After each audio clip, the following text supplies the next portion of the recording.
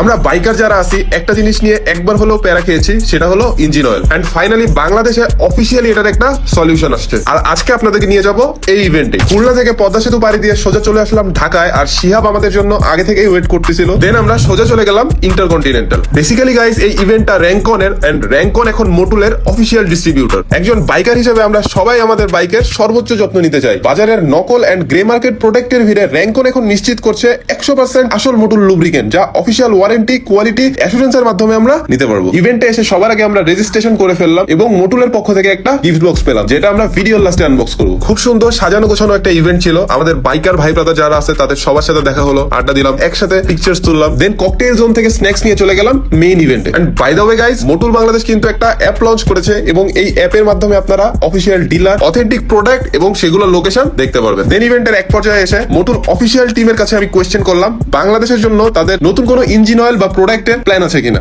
Yeah, so as you know, we are having a racing DNA, and we are going to introduce a MotoGP product into Bangladesh market.